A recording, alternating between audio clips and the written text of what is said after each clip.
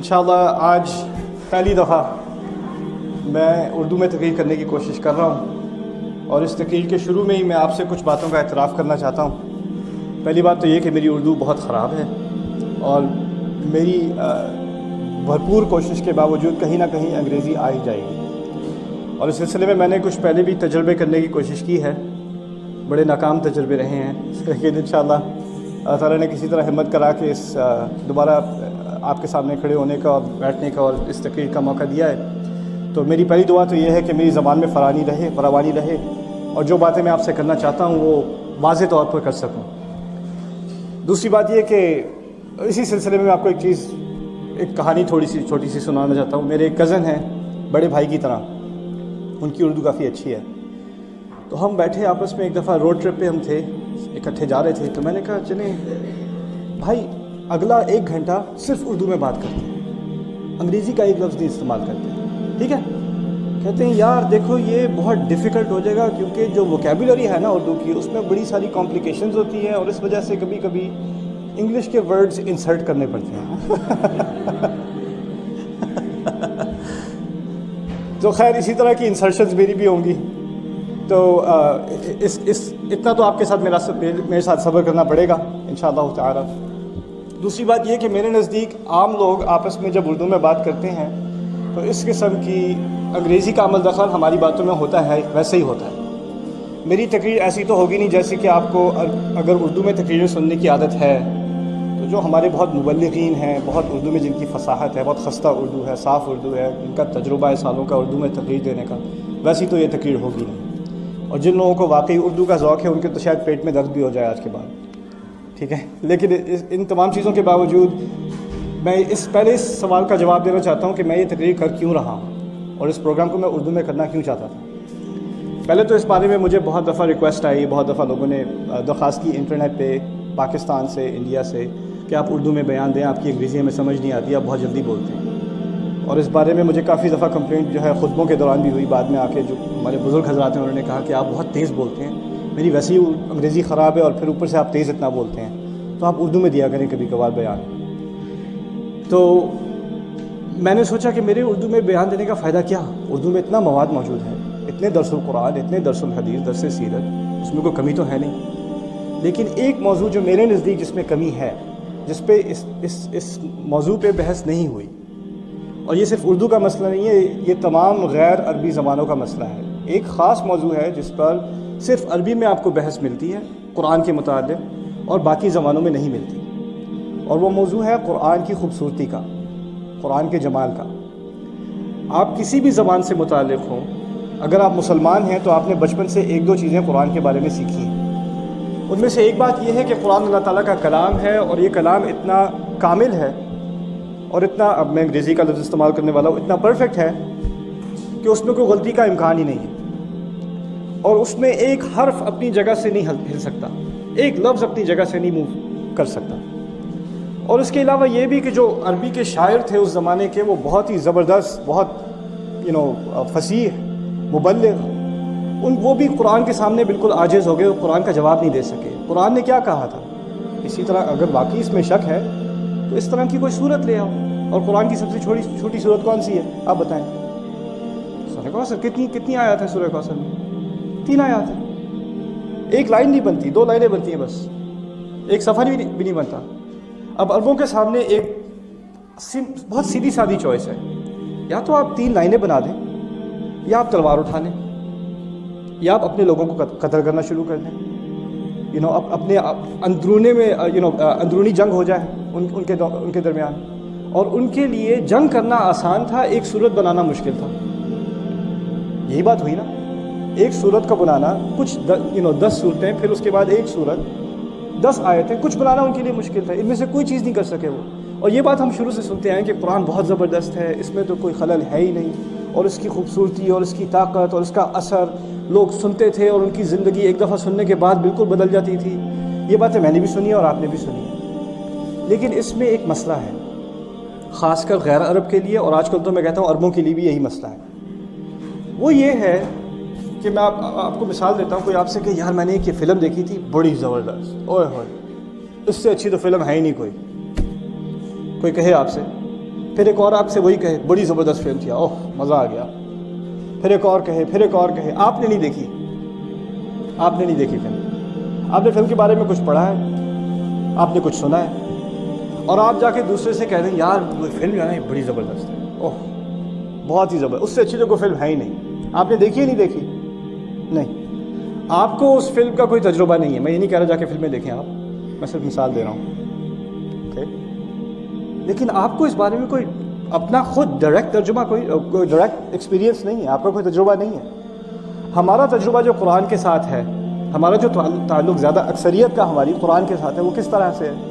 یا تو درس ہے، کوئی قرآن کو سمجھا رہا ہے، یا ترجمہ پڑھ رہے ہیں، ٹھیک ہے نا، یا ترجمہ پڑھ رہے ہیں. پھر ہمارے ہاں ایک بہت عام جو ہے خیال ہے کہ عربی کے بہت سارے الفاظ اردو میں بھی استعمال ہوتے ہیں، تو قرآن جب سننے میں آتا ہے تو کافی سارے الفاظ ہمیں جانے پہچانے لگتے ہیں. تو یار مجھے تو قرآن آتا ہے، سمجھ میں آ جاتا ہے، کافی سمجھ میں تو 70-80% سمجھ آ جاتا ہے. میں نے بہت لوگوں سے سنا ہے، خاص کر اردو بولنے والوں سے، کہ ہمیں تو قرآن بہت اچھی طرح سمجھ آتا ہے ماشاءاللہ، اس میں تو ہماری اتنی مشکل ہے نہیں ہمارے لیے. میں آپ کو ایک بات بتاؤں، اردو اور عربی میں زمین آسمان کا فرق ہے، یہاں تک کہ الفاظ کے معنوں میں زمین آسمان کا فرق ہے.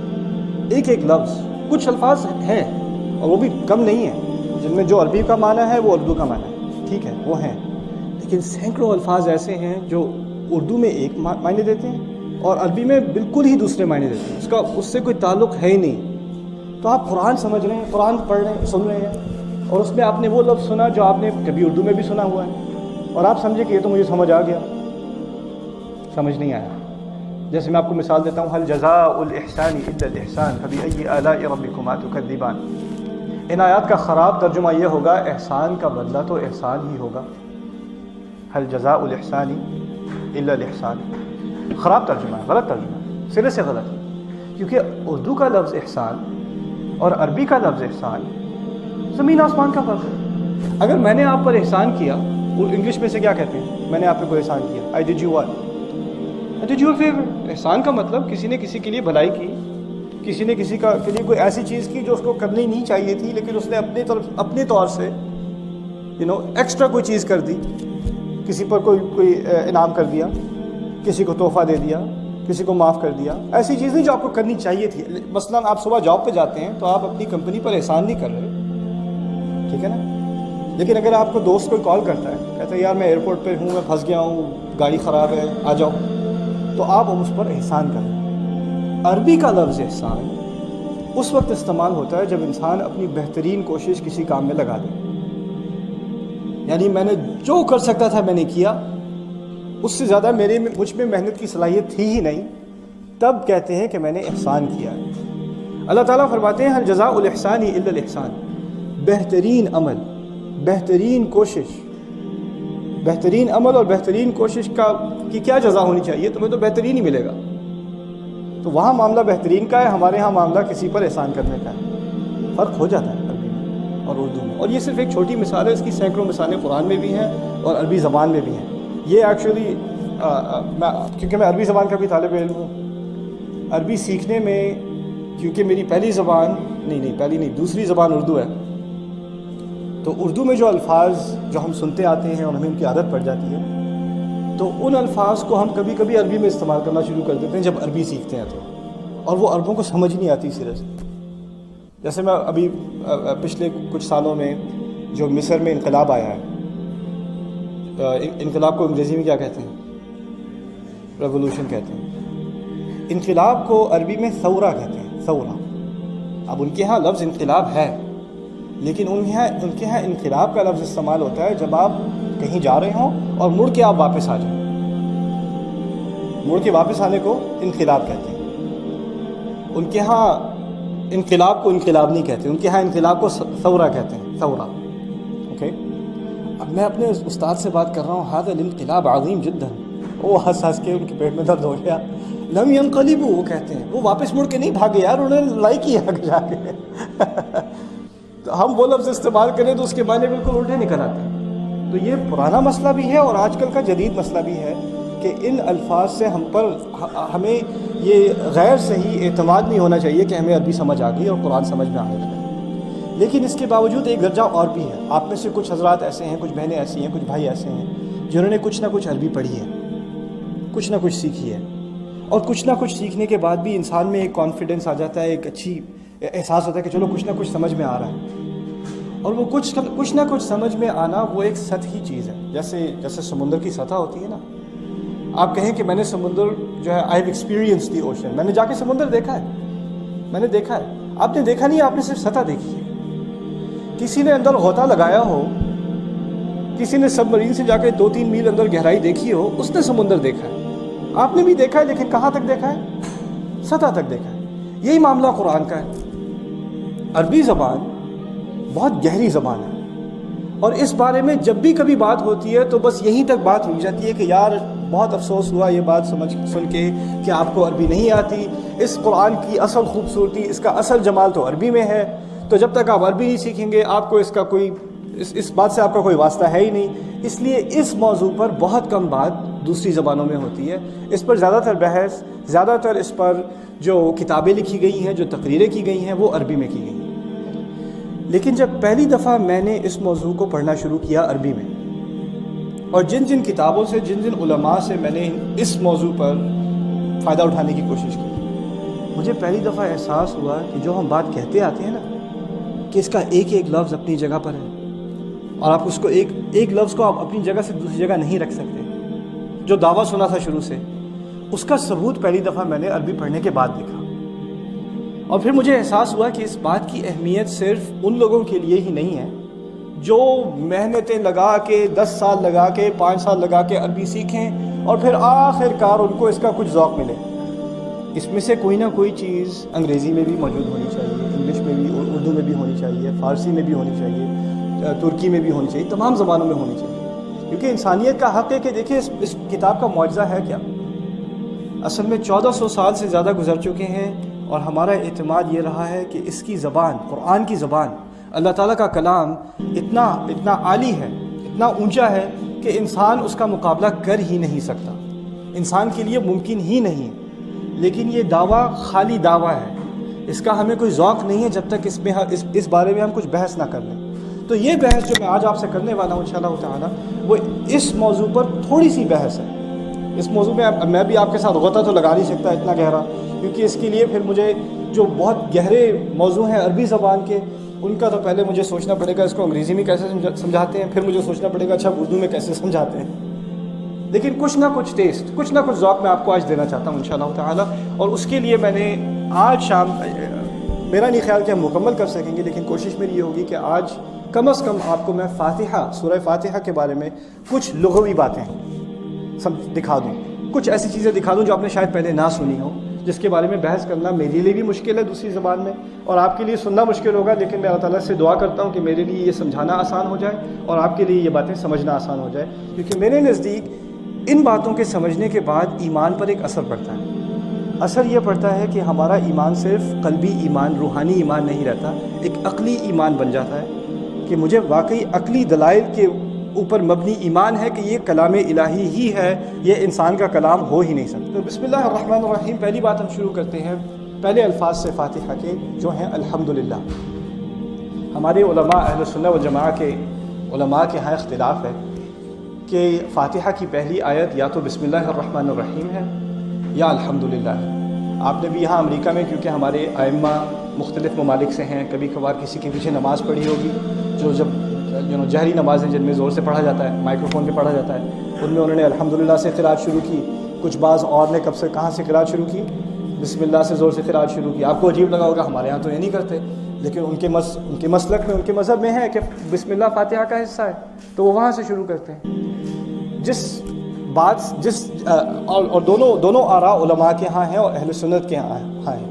لیکن ان میں سے، ان دو رائیوں میں سے جس پہ میں زیادہ مطمئن ہوں پرسنلی، واللہ تعالی اعلم، وہ یہ ہے کہ الحمدللہ پہلی آیت ہے. اس کی کچھ دلائل بھی ہیں، جیسے رسول صلی اللہ علیہ وسلم ایک بڑی مشہور حدیث قدسی ہے، قسمت الصلاۃ بینی و بین عبدی نصفین، میں نے نماز کو اپنے اور اپنے بندے کے درمیان میں 2 حصوں میں منقسم کر دیا ہے، تقسیم کر دیا ہے نماز کو 2 حصوں. اچھا، اس حدیث میں فاتحہ کا ذکر ہے. حدیث شروع ہوئی ہے نماز کے بارے میں نے نماز کو 2 حصوں میں تقسیم کیا ہے، لیکن پوری حدیث کا تعلق فاتحہ سے ہے. یعنی اللہ تعالیٰ کے رسول کے نزدیک صلی اللہ علیہ وسلم اور اللہ تعالیٰ کے ہاں نماز میں اور فاتحہ میں فرق ہی نہیں ہے. نماز کا دل فاتحہ ہے. تو فاتحہ کو 2 حصوں میں تقسیم کیا گیا ہے. فنصفها لی ونصفها لعبدی، حدیث کہتی ہے کہ آدھا اس کا میرے لیے ہے اور آدھا میرے عبد کے لیے ہے، میرے بندے کے لیے ہے. اچھا، اب جب اس حدیث کی شرح شروع ہوتی ہے تو پہلا کلام اس میں یہ ہے وَإِذْ قَالَ الْعَبْدُ الْحَمْدُ لِلَّهِ، جب میرا بندہ کہتا ہے الحمدللہ، تو بات کہاں سے شروع ہوئی؟ الحمدللہ سے. تو حدیث سے دلیل مل گئی کہ اصل اس کی بدایت، اصل شروعات فاتحہ کی وہ ہے الحمدللہ. اچھا خیر، الحمدللہ کے معنی کیا ہے؟ کسی کو پتا ہے؟ مجھ میں بہت صبر ہے، میں انتظار کا ماشاءاللہ. ہاں، مجھے انگریزی نہیں آتی آج بھول گیا انگریزی. تمام تعریف اللہ کے لیے، یہ آدھا ترجمہ ہے. تمام تعریف اور تمام شکر، تمام تعریف اور تمام شکر اللہ تعالیٰ کے لیے. حمد کے لفظ میں، عربی کے حمد کے لفظ میں 2 چیزیں شامل ہیں. ابھی میں نے ان 2 چیزوں کا آپ کے سامنے ذکر کیا. وہ کیا 2 چیزیں ہیں؟ تعریف اور شکر. تعریف اور شکر 2 الگ الگ چیزیں ہیں. تعریف اور شکر ہمارے ہاں 2 الگ الگ چیزیں ہیں. آپ جس کی تعریف کرتے ہیں اس کا شکر نہیں کرتے. آپ فرض کریں کسی گھر کی تعریف کر رہے ہیں، آپ ڈرائیو کر رہے ہیں، کسی خوبصورت گھر کے پاس سے آپ گزرے، آپ نے گھر کی تعریف کی، بڑا اچھا گھر ہے. آپ نے رک کر آگے گھر پہ ہاتھ رکھ کے اس کا شکر ادا نہیں کیا، آپ نے صرف تعریف کی ہے. سمجھ رہے ہیں نا؟ تو تعریف کرنا اور شکر کرنا 2 الگ الگ چیزیں. اسی طرح آپ کسی کا شکر بھی کر سکتے ہیں اور ہو سکتا ہے اس کی آپ تعریف نہ کریں. اس کی بھی میں آپ کو مثال دیتا ہوں. ابراہیم علیہ السلام، ان کے بارے میں اب یہ تو اختلاف ہے کہ ان کے والد کا ذکر ہے یا ان کے چچا کا ذکر ہے، آزر، جو قرآن میں ہے. لیکن آپ کسی طرح بھی مان لیں ان کی پرورش تو آزر نے کی نا. اور اللہ تعالیٰ نے قرآن میں حکم دے دیا، وہ صرف ہمیں اسلام میں ہی نہیں دیا، تمام رسل کو ان کا جو اسلام تھا ان سب میں ایک ہی حکم ہے، ان اشکر لی ولی والدیک، میرے شکر گزار بنو اور اپنے والدین کا شکر گزار بنو. ہمیں شکریہ کرنا ہے اللہ تعالیٰ کا اور اپنے والدین کا. اچھا، اگر ہم ابراہیم علیہ السلام کے والد کو ہی مانتے ہیں آزر، فرض کریں، تو وہ والد کیا ایسا کام کرتا ہے جس کی تعریف کی جائے؟ کس کام میں لگا ہوا ہے وہ؟ آپ کو پتہ ہے آزر کس کام میں لگا ہوا تھا؟ بت بناتا تھا نا، بت مشرک تھا. لیکن جب اللہ تعالیٰ نے ہمیں حکم دیا ہے کہ والدین کا شکر کرو، تو اس میں کیا یہ شرط لگائی ہے کہ اگر مسلمان ہو تو شکر کرو، اگر توحید پر ہوں تو شکر کرو، اگر عیسائی ہوں تو شکر مت کرنا، اگر یہودی ہوں تو شکر مت کرنا؟ نہیں، اس میں تو کوئی قید نہیں ہے. اگر والدین ہوں تو شکر کرو. یہاں تک کہ وَإِن جَاهَدَاكَ عَلَىٰ أَن تُشْرِكَ بِمَا لَيْسَ لَكَ بِهِ عِلْمٌ، اگر تمہارے خلاف بھی وہ لگے رہیں، تمہارے خلاف کوششیں کریں کہ تم بھی شرک کر لو، تب بھی ان بات مت سننا ان کی، لیکن شکر گزار پھر بھی تمہیں ہونا ہے. تو شکر ہو سکتا ہے تعریف کے بغیر، کیونکہ آپ کے اگر والدین ایسی باتیں، ایسے کام کر رہے ہیں جن کی تعریف نہیں کرنی چاہیے. ہمیں تو دین میں اس کی اجازت بھی نہیں ہے کہ ہم کسی مشرک یا شرک کی تعریف کریں، یہاں تک ہمیں اجازت نہیں ہے، لیکن شکر پھر بھی اس کا کرنا ہے. دوسری مثال میں آپ کو قرآن سے دیتا ہوں، فرعون کی. فرعون نے اپنے گھر میں کسے پالا ہے؟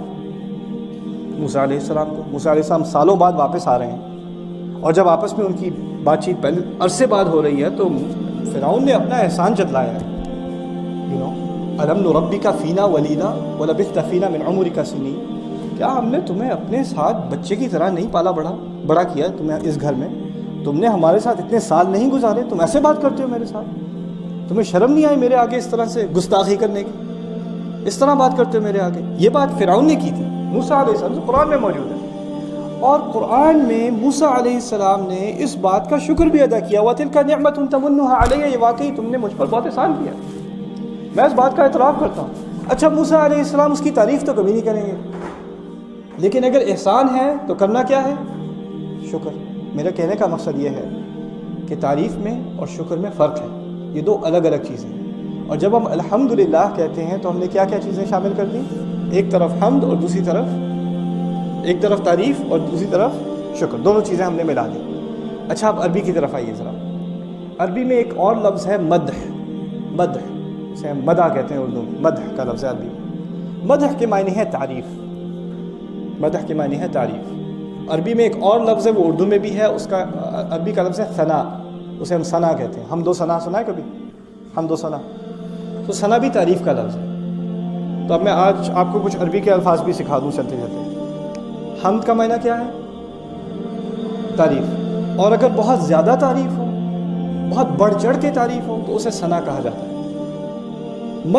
مدح عام تعریف، ثنا بہت بڑھ چڑھ کے، بہت ہی زیادہ تعریف، مبالغہ کر کے تعریف، مبالغہ آرائی کر کے تعریف، اسے ثنا کہتے ہیں. اچھا اگر قرآن کہتا المدح للہ، المدح للہ، کہا تو یہ ہے الحمدللہ، المدح للہ، اردو ترجمے میں کیا لکھا ہوتا؟ اگر المدح للہ لکھا ہوتا قرآن میں تو ترجمے میں پھر بھی لکھا ہوتا تمام تعریف اللہ تعالیٰ کے لیے، ہمیں تو فرق ہی نہ پتہ چلتا. لیکن مدح میں کیا چیز شامل نہیں ہے؟ اب میں آپ سے پوچھتا ہوں، مدح میں کیا شامل نہیں ہے؟ شکر شامل نہیں ہے، شکر شامل نہیں ہے. اچھا اگر قرآن کہتا الشکر للہ، اگر قرآن میں لکھا ہوتا الشکر للہ تو شکر تو شامل ہوتا، پھر کیا شامل نہ ہوتا؟ تعریف شامل نہ ہوتی. دونوں طرح سے بات آدھی رہ جاتی ہے. اور اگر یہ بھی قرآن کہہ دیتا المدح والشکر، وا کے معنی کیا ہے اور نہیں پتہ ہے؟ اور المدح والشکر للہ، المدح والشکر للہ، تو پھر تو ترجمے میں لگتا ہے بات ہو گئی، تعریف اور شکر، تمام تعریف اور شکر اللہ تعالیٰ کے لیے. لیکن عربی میں ایک قاعدہ ہے، وہ کہتے ہیں خیر الکلام ما قل ودل، بہترین بات وہ ہے جو کم سے کم الفاظ میں ہو. کم سے کم الفاظ میں آپ اپنا معنی ادا کر دیں وہ بہتر ہے. آپ زیادہ سے زیادہ الفاظ میں معنی ادا کرتے ہیں، اس کا مطلب ہے کہ آپ کے ذخیرہ الفاظ میں، آپ کی ووکیبلری میں وہ چیزیں ہیں نہیں جن کے لیے جن کو استعمال کر کے آپ جلدی سے بات کر سکیں. آپ کو بڑھا چڑھا کے بات کرنی پڑتی ہے کیونکہ آپ کو اختصار سے، خلاصے سے بات کرنے کی قدرت نہیں ہے، آپ میں وہ صلاحیت نہیں ہے. تو خیر، المدح والشکر للہ لمبا ہو گیا کام، الحمد اس سے بھی بہتر ہے. لیکن ایک اور فرق بھی ہے آگے جانے سے پہلے. عربی زبان میں کیونکہ بہت دقت ہے، بہت باریک زبان ہے، تو تھوڑا سا بھی فرق ہونا جو ہمیں ترجمے میں احساس نہ ہو، جس کا انہیں احساس ہوتا ہے عربی میں. بہت سینسیٹیو زبان ہے، بہت حساس زبان ہے. اگر بیچ میں واو ڈال دیا، المدح و الشکر للہ، اگر واو بیچ میں ڈال دیا تو اس کہنے کا مقصد یہ ہے کہ کچھ چیزوں کے لیے تو میں اللہ تعالیٰ کی تعریف کرتا ہوں، کچھ چیزوں کے لیے وہ تعریف کا مستحق ہے، اور کچھ اور چیزوں کے لیے وہ شکر کا مستحق ہے. کیونکہ میں نے شکر اور تعریف کو الگ کر دیا زبان میں، اس کا مطلب ہے معنی میں بھی میں نے الگ کر دیا، فلسفیانہ طور پہ بھی میں نے الگ کر دیا. کچھ چیزوں کے لیے میں شکر کرنے کے تیار ہوں، کچھ چیزوں کے لیے تعریف کرنے کے لیے تیار ہوں. اچھا الحمد میں یہ مسئلہ نہیں ہوتا.